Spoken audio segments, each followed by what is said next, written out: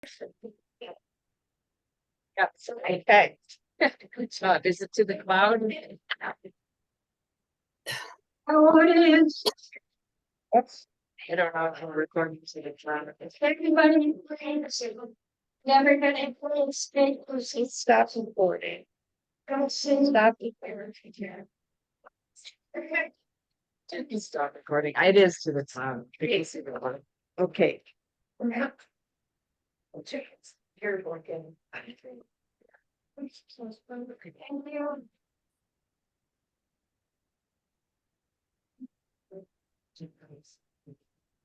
Thanks.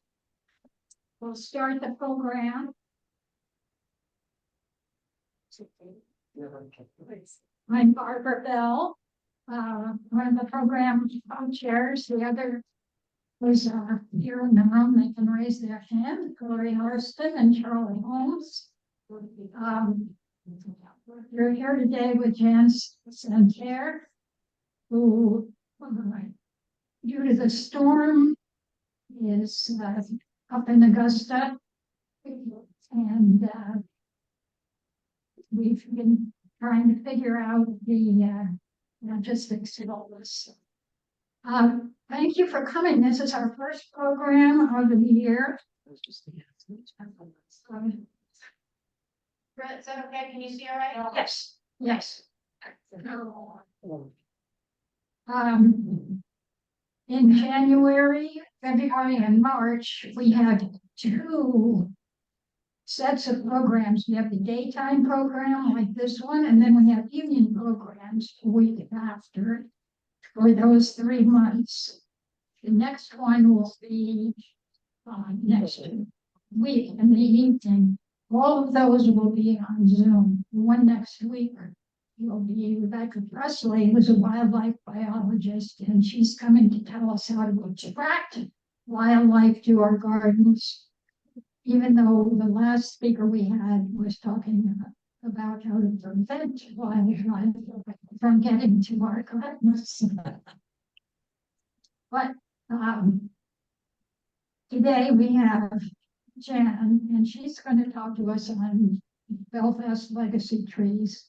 And her background has been publicized both in our yearbook, which we have available today for the first time, and in the newspaper publicity that's been put out for this event.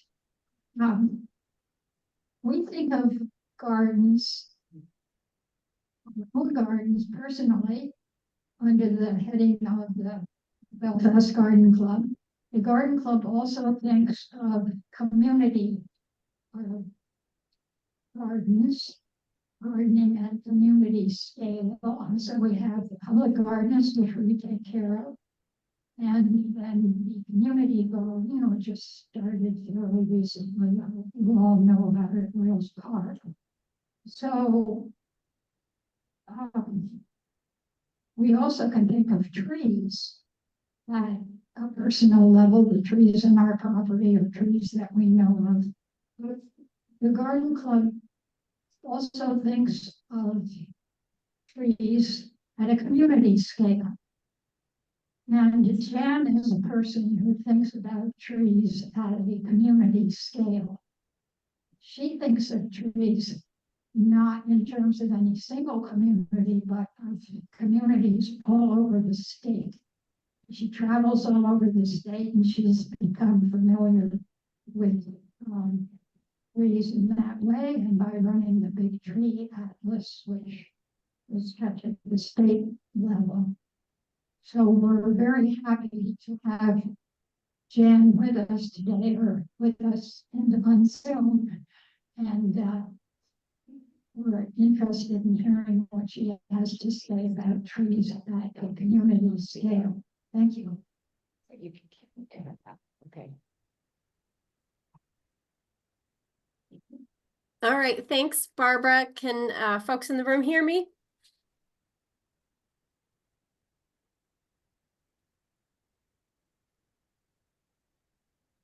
I'm going to proceed, assuming that yes, they can.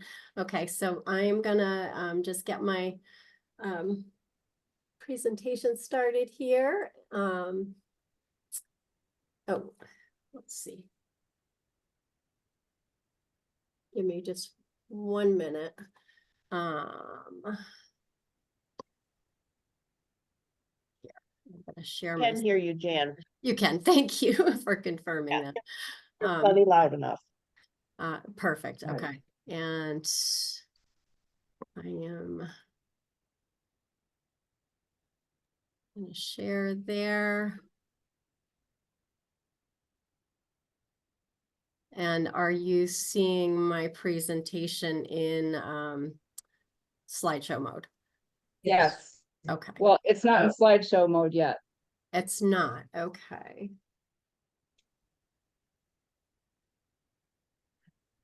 So I am screen sharing.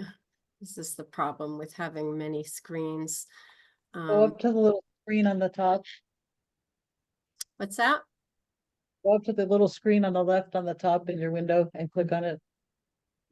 Not you.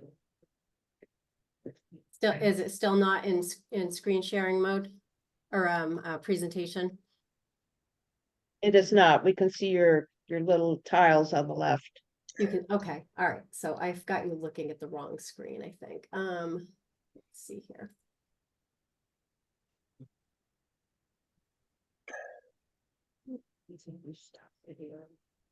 How about? There you go. Okay, all right, perfect.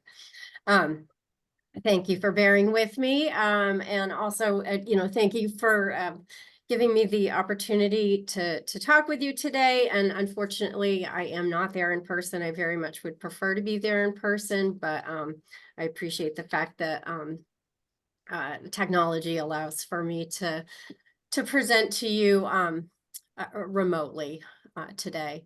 Okay, and now I'm just gonna work on getting so that I can see my notes here. Okay.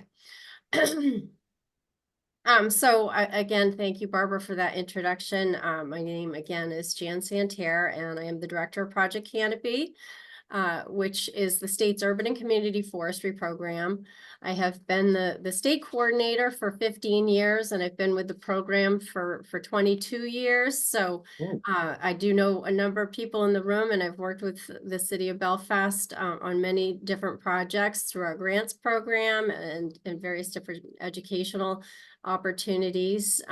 So I'm glad to see that the city is persevering and continuing with their encouragement of understanding of what the urban forest is and for the care of Belfast trees.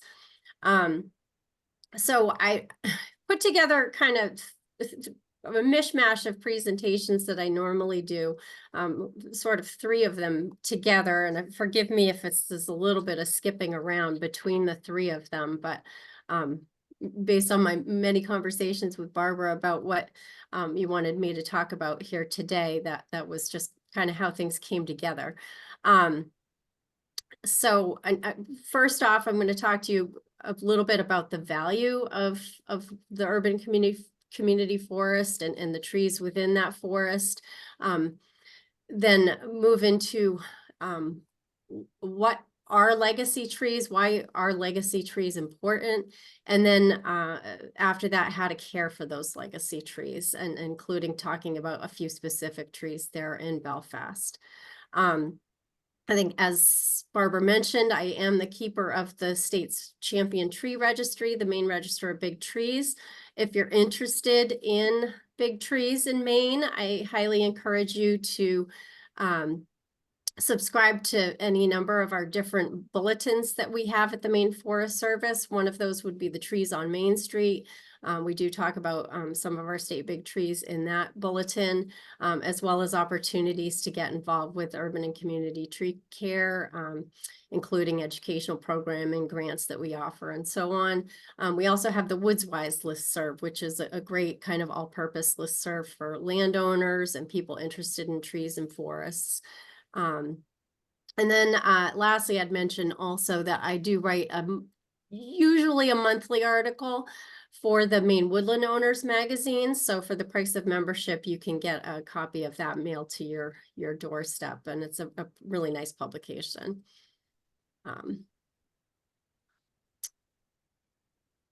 So moving on. I first want to just touch on what Project Canopy is and what we do. As I mentioned, it is the state's urban and community forestry program. It's a program of the Department of Agriculture, Conservation, and Forestry's Maine Forest Service here in the state of Maine. The program was designed to educate people about the benefits of trees and to assist in providing expertise to towns and communities with their community tree and forest resources. Our primary goal is to help communities throughout the state of Maine to develop and maintain long-term community forestry programs. We're active in educational activities that increase awareness of the benefits that trees provide and how they can improve our quality of life. In addition to myself as the state coordinator, we do have an outreach coordinator. That position is currently just recently vacated, so we'll be doing some hiring in the near future to fill that. And then we also have our 11 district foresters who are located throughout the state, who are a part of that program and resources to you there locally. And I believe that most of you there in the room and online are likely already familiar with your district forester for Belfast and Waldo County, and that would be Alyssa Gregory. So just a few of the educational program offerings that we have. We do tree risk training, inventory and management planning training, training on how to plant, training on how to care for trees, and training on how to select the right species. Also, as part of our overall efforts, we manage, as I mentioned, the Big Tree Register, the Tree City USA program, Arbor Day celebrations. We have our news bulletins and so forth. And then we do offer grants on an annual basis, typically around 15 to 20 sub-grants that we have through our regular programming. And 2024 grants will be opened up at the end of this month. If you're in communities surrounding Belfast, you may also be interested. We do have some new funds available this year that will be only open to specific communities that are considered disadvantaged. Unfortunately, Belfast does not fall into that category, but there are communities abutting Belfast who do, and there will be some non-matching grants that are available through that grant programming. So I wanted to open it up to the floor before delving into the benefits of trees, to ask the question, what does the term legacy tree mean to you? And this can come from the audience, this can come through the chat. How would you define what legacy tree means? There is no specific definition, so I'd like to open it up to the floor if I could. So can you hear me, Jen? Yeah, I can. You can roll your questions from the floor. Any questions? For legacy, what does the legacy tree mean? Carlos, do you have a question? No, they're not No. questions. They're looking No for questions. legacy trees. What does it mean? I heard very old tree. So age, Yeah, but also species and the size, location. In terms of function within the community. Those would also be other things. I think with your big tree, I'm assuming you're measuring the trunk and the height and the crown as well. So a big tree could be a legacy tree, but Yep. not necessarily. Does it have anything to do with like when it was planted or why? Like, was it in honor of something or someone? absolutely. I mean, this is all up to you, really. That I'm just throwing the question out there, but I absolutely would say that commemorating an event, The why of tree planting absolutely should play into whether a tree is designated as a legacy, or I'm also going to use the term heritage tree sort of interchangeably with that. So would one consideration be whether they're native species or not? It could be, yep. I also think it has a lot to do with the quality of our lives and how a legacy tree that has enriched people's lives over long periods of time through its presence and beauty. Enrichment, I like that. Also, there are trees that are very significant because of their location, very visible, dominate a street or an area. Yep. Signal tree used by indigenous people hundreds of years ago be significant? A signal tree? Yes, I think we generally know what signal trees are, and that's a very good point, and not something that most people in this room might not have in their background. Yeah, What is a signal tree? it's a tree that's, well, Corliss, go ahead. I think the trees that were bent, the branches were bent in certain ways to mark passages between one body of water and another, or. I know there are some around. Yes, they mark pathways. Sometimes a tree that has an arm like this. You know, a perpendicular angle isn't sort of natural to nature except for the tree trunk itself, but that could be a signal tree when you come across it marking a pathway. Any others? Well, we'll go ahead. There's a lot of thoughts on that. Yeah, these are all great, and there's some different things in there that I didn't necessarily expect.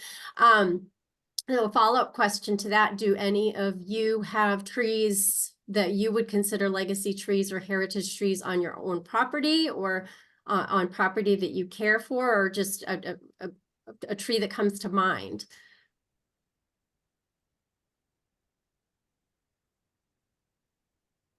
So if we. You missed that one. Someone said I did it 2 weeks ago and the city cut it down. It was a beautiful tree, a huge tree, and unfortunately had to go down because it's in the way of septic updates and things like that. Gorgeous. Was that the one on Cedar Street? It's on High Street, right where the one goes by. Oh, Big monster tree. Yeah. Yeah. Oh, Property, but we also share the beauty of the trees next door to us, which is Grove Cemetery. So we have those trees that have been there for many, many years, and then the ones that are on our property as well. We live right next to Grove Cemetery. Anybody else on a favorite tree? I was thinking of their two wonderful big, I think they're copper beeches, and one is at the house that got the big white fence at the corner, and I worried about it through do you know the one I mean? The James P. White house at the corner of Northport Avenue and Church Street at that triangle. On that property, they have a magnificent copper beech, I think. And then there's also one on Franklin Street, just after you've put your letter in the mailbox that you have to drive up to if you go and turn left onto Court Street. To the left, there's another magnificent grand old copper beech and both of those look like they're hurting a little bit. I'll talk a little bit about the one is it 1 Church Street, that the address there? Yeah. I'll talk a little bit about that one, and it just probably the disease that's impacting those two. Towards the end of my talk, but yeah, I mean, it's certainly the one at 1 Church Street, the White House, that one historically has been on the Maine Register of Big Trees, and as you'll hear from me in just a few minutes, that is one way that some communities are defining what a legacy or a heritage tree is. Well, I'm excited to hear that there's so much interest, and people do have trees either on their own property or nearby or on neighbors' property that they're mindful of and consider to be legacy trees. I don't personally have a definition, but I would concur with you. It's not just about size. It's not just about age. It can mean many things. And in a lot of ways, a legacy tree or a heritage tree is not necessarily what you see, but it's how that tree maybe makes you feel too. Trees can cause a very emotional response with a lot of people. As I heard with the gentleman who mentioned the big tree that was taken down for the update of the septic or the sewer lines. So, you know, there's a tinge of hurt in there when a big tree that is impactful to the community has to come down for various reasons. So before I get into like some of those more specific definitions that some communities in Maine have outlined, why do we care? Trees provide many environmental, social, economic, and aesthetic benefits rather than just presenting obstacles to mow and plow around. At MFS, the Maine Forest Service, we work to ensure that local tree managers have the information that they need to maximize on the benefits that public trees and forests provide. In talking about legacy trees, of course, legacy trees are not exclusive to public places, but where Project Canopy is concerned, I do tend to focus on trees in public places. So please just forgive me in my discussion where I refer primarily to trees in public places. Urban forests offer myriad ecosystem services, from building community culture to improving mental and emotional health to offering food and habitat to wildlife. However, only some of these ecosystem services are quantifiable in economic terms and on a large scale.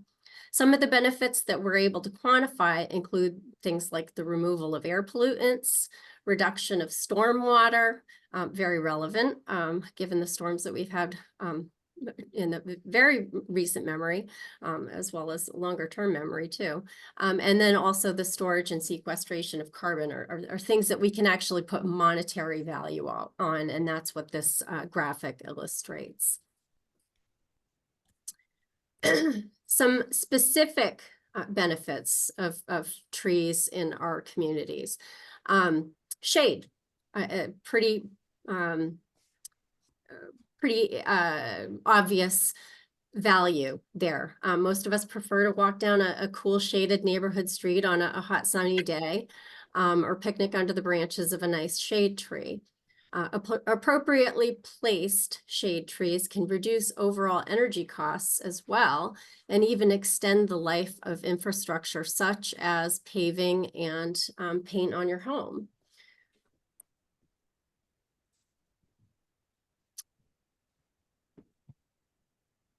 Trees and forests are filters for our stormwater as well as the air that we breathe. Trees act like sponges and filters. We here in Maine, as everybody everywhere, we value our clean air and we value our clean water. In fact, these things are some of our richest resources that we have here, and one of the most valuable reasons for living here. One of the largest surface drinking water supplies in the eastern United States is in the city of Portland, the Portland Water District. And because of the forests that surround the Sebago Lake and the tributaries to Sebago Lake, the city of Portland and the Water District does not need to install more expensive filtration systems for their water. Watersheds that have greater than 80% forest cover generally do not need to add those filtration systems for their drinking water. The clean drinking water in Maine is a big reason we have so many microbreweries as well. Good water makes good beer.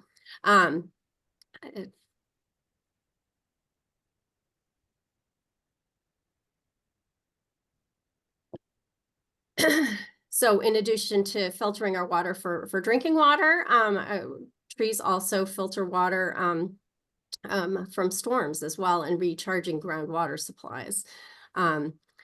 Trees have an important role in intercepting and slowing rainwater, as well as preventing some of it from being funneled into gray stormwater infrastructure. Trees in Maine are estimated to intercept 139 million cubic meters of rainwater each year, ultimately preventing 5 million cubic meters from reaching stormwater systems. And that has a pretty significant monetary value to it. The value of that avoided runoff is $11.6 million, calculated by the amount of water that no longer needs to be managed by wastewater facilities. Additional hydrological benefits of trees, such as erosion control and evapotranspiration, helping to cool our communities, only adds to that value. Municipalities go a long way, as well as residents, to reducing flooding and drainage problems simply by planting appropriate trees and perennials near problem areas. Planning for investments such as low impact development and green stormwater infrastructure such as rain gardens, curb cuts, and filtration strips, and islands and such. And that's, again, you know, this is not in Maine, but this is an example of some of these rainwater filtration systems that have been installed in some larger cities. And these two other trees here on the left-hand side, those are trees in Maine. I threw that swamp white oak in there because it naturally likes to live in swamps. It also is a very good street tree and a very good choice in a place where you have intermittent flooding.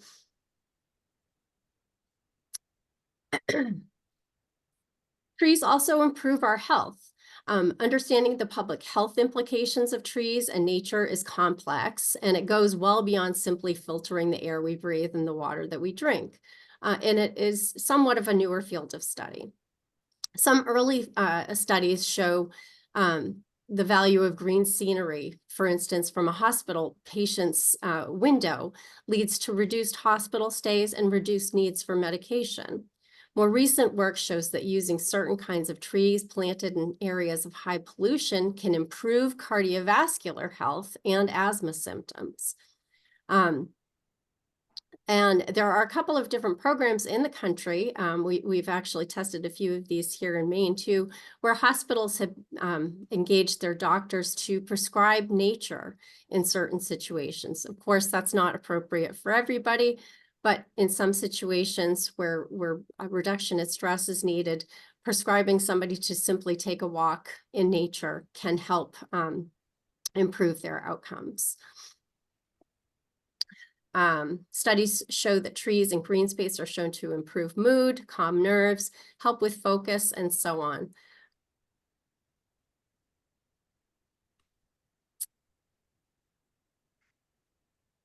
Trees help us to save energy. Planting the right tree in the right space in your landscape can significantly reduce your heating and cooling bills as well.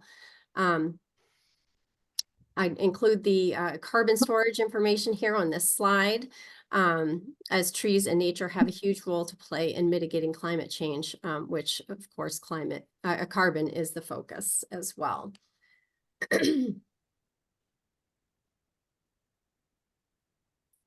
And then lastly, I think this is one that Belfast understands very well, but trees can help boost the local economy. Urban forests have a total industry output of $410 million to the state of Maine annually, and employs over 5,000 people. And that number is growing. In addition to that direct economic impact, there are also aforementioned avoided economic costs related to environmental values as well. You know, in my work over the years with the city of Belfast, planting trees in the downtown area has been a major focus of the work that you've done there locally with the Garden Club and other local volunteers and committees. And that is a direct recognition of the fact that those trees and the flowers that you plant around those trees and the artwork that goes along with that is helping to boost the appeal of your downtown for shoppers and helping to boost that local economy. So this next slide's pretty wordy. But I wanted to get back to that definition, recognizing the values of trees, and incorporating that into what the definition of a legacy tree or a heritage tree might be. In the recent past, a couple of cities in the state have actually defined what heritage trees are within their city code. And so I'm just referring to what those definitions are here on this particular slide. In the city of Portland, a heritage tree is a tree that's located specifically on privately owned property and in their historic district that meets at least one of the following criteria. Any tree that's on the register of big trees, as the tree pictured here is, although this one is on public property, that's the pin oak, the state champion pin oak in Deering Oaks Park. Trees that are above 24 inches in diameter or greater, and that would be for shade trees, and then ornamental trees that are 12 inches in diameter or greater. And their code identifies the species of trees that qualify under those two different categories. Or stands of native trees that are considered rare or threatened, including stands like shagbark hickory, pitch pine, mountain ash, and Atlantic white cedar, and so on. And those are all identified in code. Within their code, they also identify why they have decided to protect heritage trees. And in that justification, the preservation of tree canopy and the planting of replacement trees is intended to enhance the quality of life and the environment of the city, to reduce energy consumption, to protect air quality, to provide protection from glare and heat, to baffle noise, to reduce topsoil erosion and stormwater runoff, to preserve and enhance wildlife habitat, to protect and increase property values, to combat climate change through carbon sequestration, and to provide natural privacy for neighbors, and to enhance the overall appearance of the city, acknowledging the intrinsic value of trees to the community. So that's how one community has chosen to identify what legacy or heritage trees are in code, and they have a permit process for those individuals who need to do work to remove trees. They have a permit process that goes through the city to apply for removal. And if they do not are not granted that permit, then they are have an establishment of fines that are within that code. A more recent code that has been established is in the city of South Portland. This one actually just went into effect at the beginning of this calendar year. So in South Portland, I wasn't able to pull up the actual language of the code, only articles that referred to it. So theirs is a little bit different. They've identified mitigation measures, including tree replacement requirements and in lieu fee payments for excessive tree loss. There are exemptions that exist for certain activities, such as residential site clearing involving fewer than 9 significant trees. So in South Portland, the number of trees per property has an impact, whereas in Portland, it's just 1 tree that's identified. So in South Portland, significant trees have a DBH of 10 inches or more, which is much smaller than that identified in Portland, or 30 inches of cumulative DBH for multi-stemmed trees, or their trees that are in sensitive shoreline areas. Heritage trees, so they have 3 different categories. They have significant trees, heritage trees, and then what they call program trees. But they have no program trees identified in the city. Heritage trees are those that are on the state's big tree list, are 90 years or older. They have a DBH of 60 inches or more. They have historic or cultural significance as designated by the city council. etc. So any tree removal in South Portland that involves the removal of 10 or more of these trees categories as significant, 3 or more classified as heritage, or any trees labeled as historic will necessitate approval from the city. And I threw this picture in, not in South Portland, but I think most of you probably recognize the Camperdown Elm at Norumbega in Camden, which would be one that is classified as a heritage tree, as it is on the state's register of big trees. So I threw those up there because there were 2 local examples of how communities identify and define heritage or legacy trees, not to inform how you define that, but that was available to me as an easy reference point. I would say, as the state coordinator for the urban forestry program, it's important for any community to recognize when putting anything into city code, it's one way to address canopy loss, but it's certainly not the only way. And I would encourage communities to take other avenues before jumping to this particular result. If you're considering this as an option, it's also very important to factor the resources that a community has to implement and enforce any such code. Most communities in Maine do not have that. So other ways that we can encourage and build interest in preservation and protections for legacy trees are through sort of our core values that we have at Project Canopy. We've long supported local tree program development through our grants program, as well as through our educational efforts. Some key program elements that we encourage for understanding of the local resource is developing a local tree inventory, management planning for the resource, growing local capacity through board and committee development and volunteer engagement, codification through just simple tree ordinances, and regular educational programming to enhance the understanding and appreciation of community trees and forests.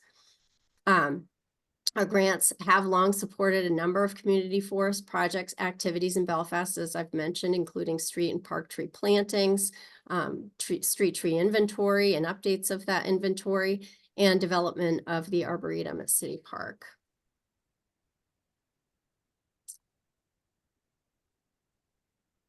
So with that, I'm going to sort of shift gears into some more specific ways that we can help to protect legacy trees. And the first way you can protect legacy trees is to be planting the right tree in the right place and planting in the right way. Good species selection at the time of planting helps to avoid future damage and defects. There's lots of resources out there for helping to identify the appropriate species for your climate, for the location, for the soil conditions, and so forth. And that's what some of those web listings are. Some of the things that you want to be thinking about when you're planting are what the conditions are at the site. You know, are you looking at limited rooting space, like between a road and a sidewalk? Problems with the soil tests are always valuable to do. Some trees are very sensitive to certain types of chemicals in urban soils. Conflicts with utilities and infrastructure, both above ground and underground, and then species that might be intolerant to our climate.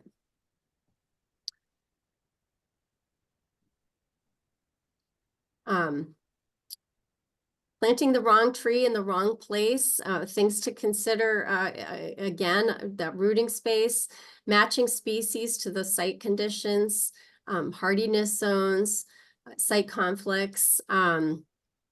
This picture here is a great example of a tree with weak branch unions. You know, not something that you would necessarily want to plant in a place where you get a lot of icing typically, where tree branches would easily rip off, or in other places where you might have kids climbing. Weak branch unions can be easily ripped apart by just simply climbing, particularly after any sort of rot sets in those weak branch unions. Things like excessive fruiting over sidewalks or playgrounds, places where you might have create slippery or unsafe conditions just with tree fruits. Thorns can be particularly problematic in certain areas like playgrounds, low branch habitat, and more. So there's lots of things to think about in picking the right tree for the right place. And more than just picking the right tree for the right place, you want to make sure that you're planting properly. I would say that one of the most common problems I see in our grants across the state is poor tree planting and poor nursery stock. Trees that are planted either too high or too low in the ground. Excavation of the root ball is important in figuring out what planting depth is necessary. Creating too small of a tree pit, a root ball that is too small for the tree that you have in hand, that would be a nursery problem. Stakes and cabling that's left on for too long, or it's put on too tight. Damaged and diseased tree planting stock, and then excessive mulching are some of the more common conditions that I see that lead to not the longest and healthiest lives for the trees that we're planting in our community landscapes. Using good tree planting specifications is important.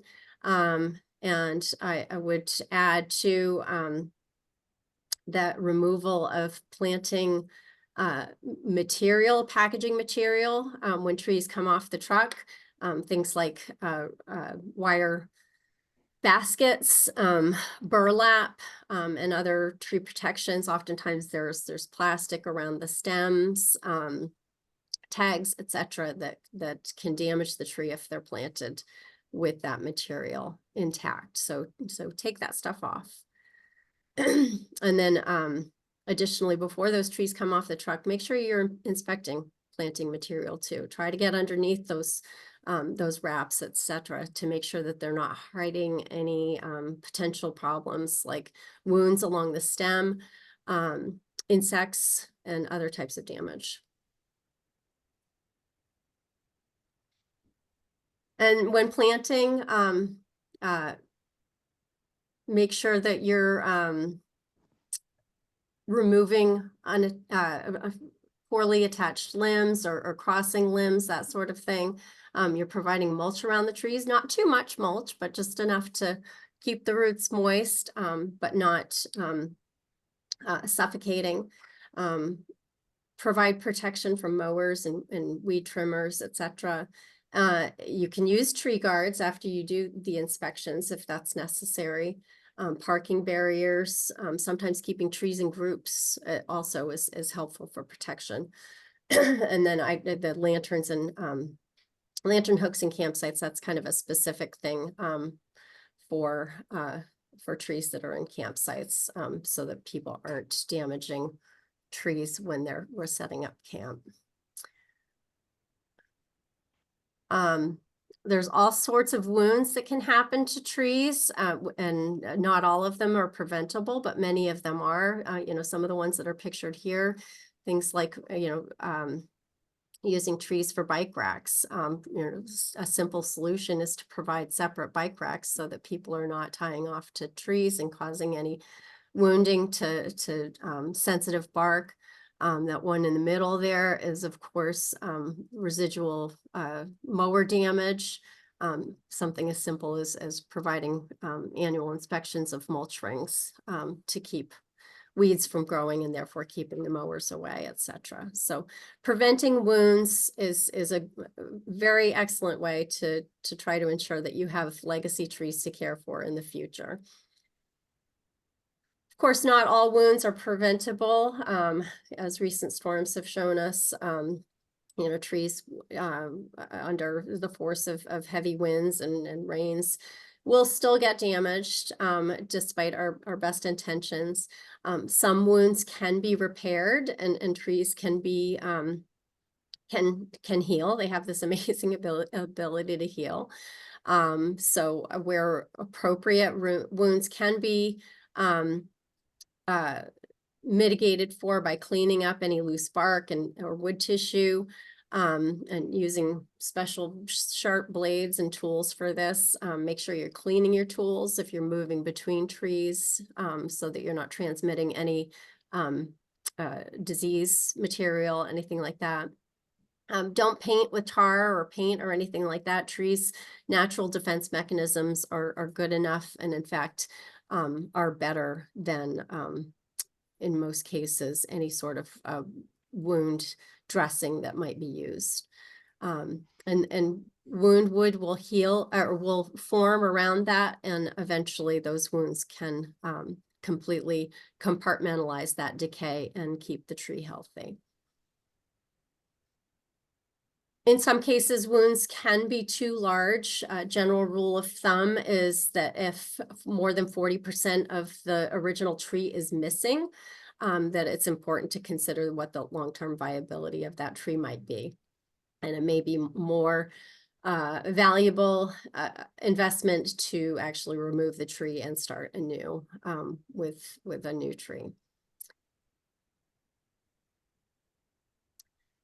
Additional types of avoided wounds, construction damage, really common way that trees are damaged through a variety of different means, not just, you know, your visual damage from equipment, but soil compaction, changing of the grade of the soil around the trees, cutting roots underground, and then wounds are some of the ways that trees can be damaged during construction. Where possible, you should try to protect trees from construction damage. You know, certainly on my own personal property, this is something I try to do to protect the trees that I care for on my own personal landscape. But at a community scale, having tree protection zones outlined before any construction takes place can save a lot of grief in the future. So as a general rule, for every inch of diameter, a 1.5 feet of critical root zone should be protected. So that's just a good rule of thumb for protecting the trees that you care about. Ways that you can outline that critical root zone using fencing, protecting the trunk with various different means, using wood chips or timbers to protect the roots from compaction, all very useful tools. Soil compaction is sort of an insidious way that we hurt trees, and something that a lot of people don't necessarily recognize as being harmful. And it doesn't necessarily have to come from even isolated events like construction. Trees in public parks are often very impacted by soil compaction when you have large events that take place and people walking across trees' rooting spaces regularly. That can cause soil compaction over time. And soil compaction, what it does to the trees is it reduces the pore spaces that are within that soil, which then creates an environment where those tree roots have a lack of air and moisture.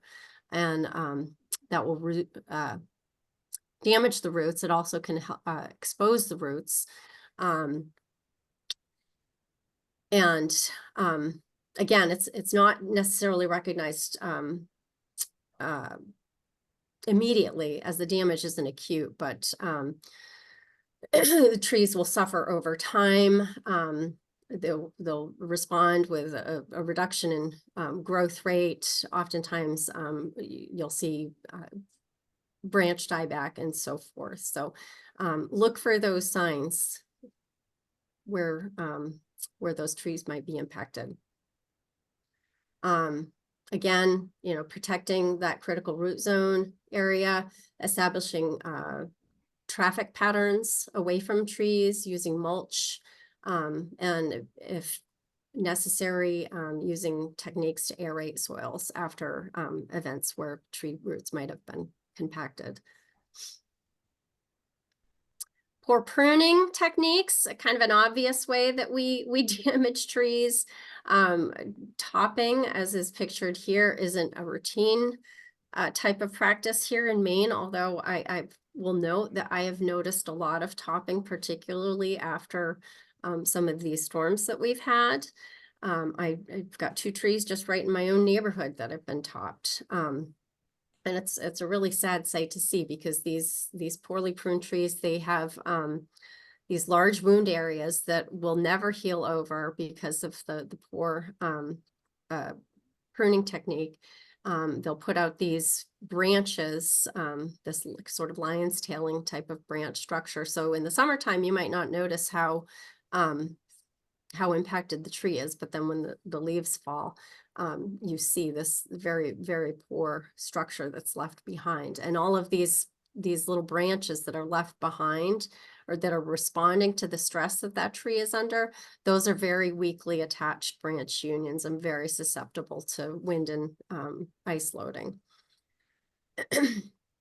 So proper pruning techniques are very important for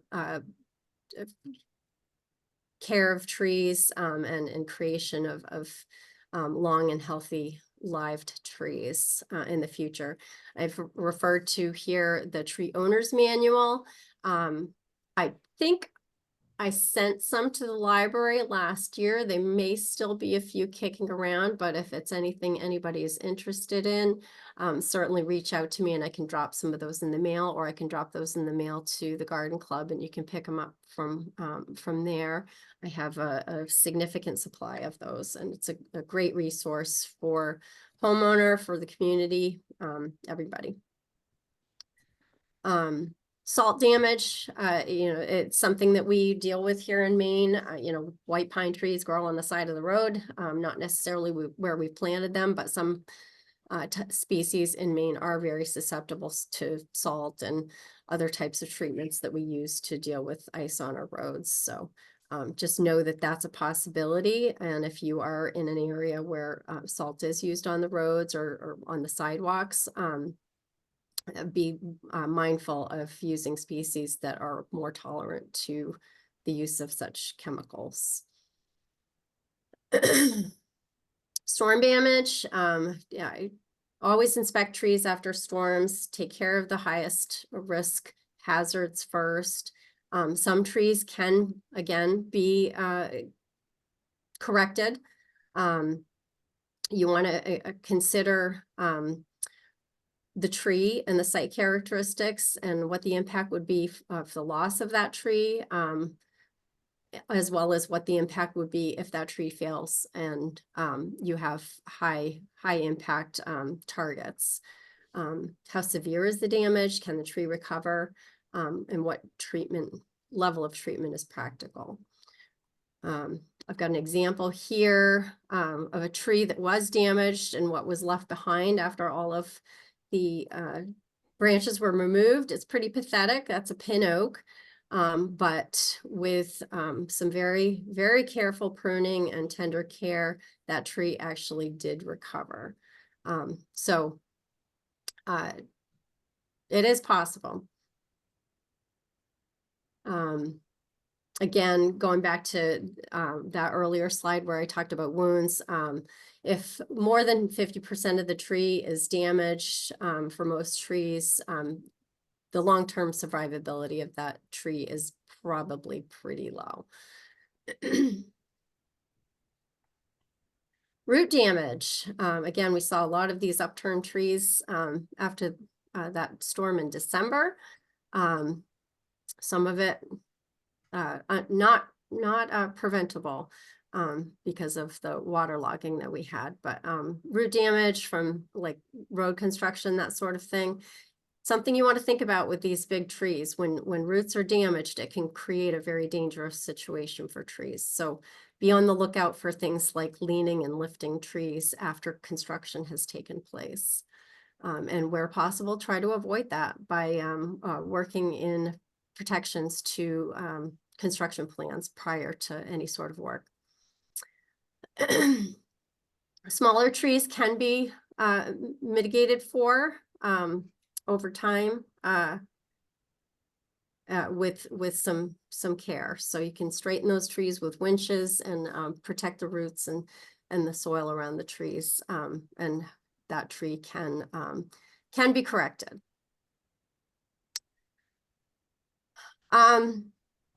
So moving on, you know, from just mitigation of impacted trees, I think one of the greatest tools we have in our toolbox is just through planning and education of our urban forest.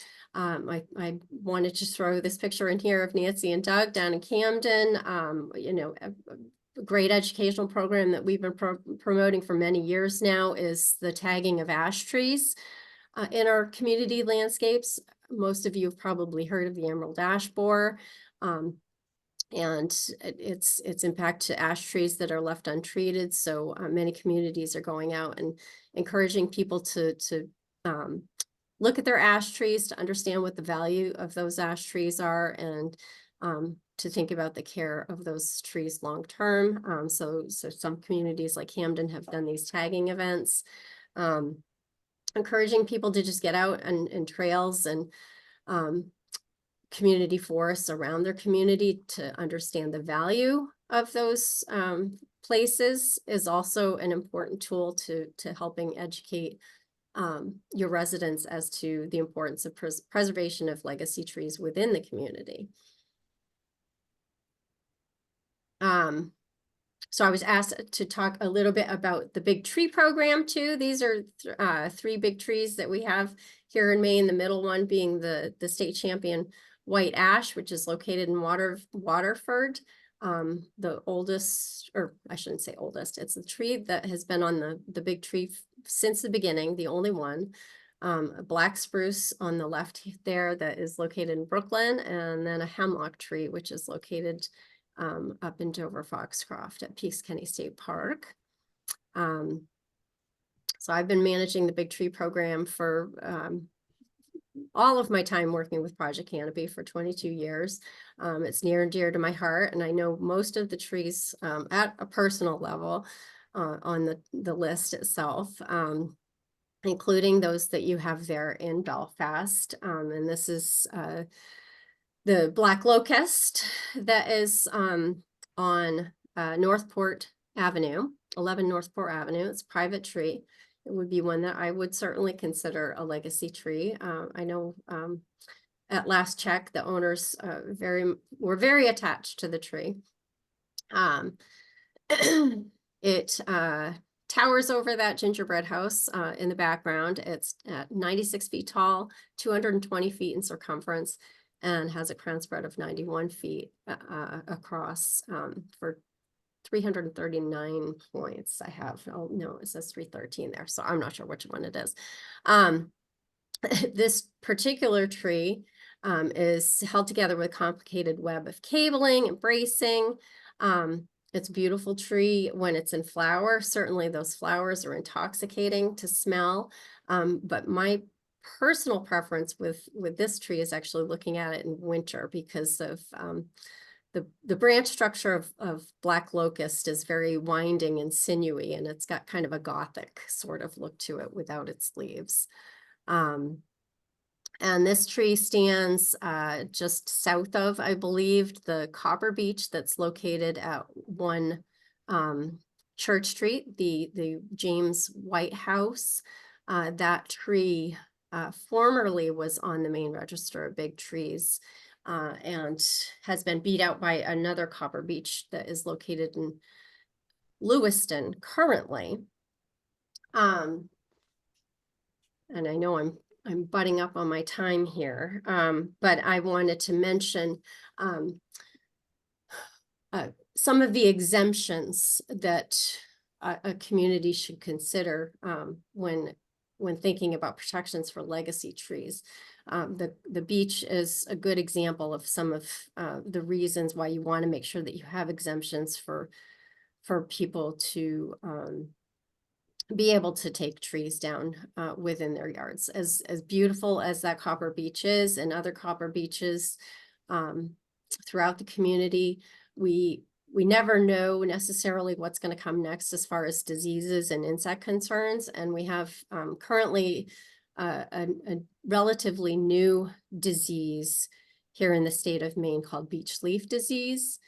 We don't know a whole lot about the disease itself, and there are no known treatments for this disease. And what we're seeing, it was actually first detected in the mid-coast area, very near to Belfast, and we're seeing pretty widespread impacts from that disease in forested situations in the area. That it doesn't take long for this disease to have a significant impact on trees and cause essentially death in most cases. My understanding is that the copper beeches in Belfast are showing some signs of beech leaf disease. I have not confirmed this myself, but very likely that is the cause of these trees being stressed. And in all likelihood, there's not a whole lot that can be done to save those trees. So exemptions for instances like that, or emerald ash borer, or other diseases like even Dutch elm disease, which is still very prevalent, are important to consider. In some cases, there are protections that do offer some hope for trees impacted by these insects and diseases, but in some cases, like the beech leaf disease, there's very little known and very little that can be done at this point. And yeah, I guess I jumped ahead there talking about that, but these are both ash trees, trees of which have actually been treated for emerald ash borer, and hopefully will be able to be saved. And then lastly, I just wanted to leave you with, again, hope, protecting trees as this tree is being protected from construction over here on the right, to planting trees for a more resilient climate. We have opportunities to plant trees that maybe weren't climate adapted 50 years ago in Maine, that are still native to the eastern United States and New England, that might be offer good hope for being very strong candidates to become the legacy trees of the future. So we have grants available to help with all of this, and I hope that we continue to have a relationship with Belfast through Project Canopy in the future. I applaud everything that the Garden Club and the city is doing to engage the community in thinking about the value of trees to the community. I know there's a lot afoot there with updating inventories and management planning and implementation of a local tree ordinance, and engaging volunteers in the community in some of that decision making. So I look forward to working with the city to continue to encourage that. And I will leave it there for questions. I'm sorry that I went up against my time. Well, does anybody have a burning question? Needs immediate answer. Will you accept questions? Well, you do. Question, Jan, can you hear me? I can. Jan, Mike Hurley, so good to hear you. I'll do it. I think you and I have been working together all of your 22 years. I just want to thank you and the Forest Service for so much that you've done for Belfast. it's not just in the downtown. It is, many hundreds of trees that Project Canopy has helped Belfast with. And we could drive people crazy driving around and going, that's another one, that's another one, that's another one. So thank you so much for your support over the years. Really appreciate it. Thank you for your leadership, Mike. Thank you for your presentation today. Hopefully it wasn't too all over the place. I'm glad to see there's people in the room. I really enjoyed it, Jan. This is Richard Schneller from Rockland. Hey, Richard. Thanks for the presentation. It's very pertinent, and it's always good for me to refresh my mind about all these issues. Can I ask I want one more quick question. One of the biggest hazards to trees along the power lines is that the CMP crews are very poorly trained in how to prune them. And I wonder if you have any programs to help provide information to, well, CMP and probably Versant too, to get their crews trained so they don't butcher trees.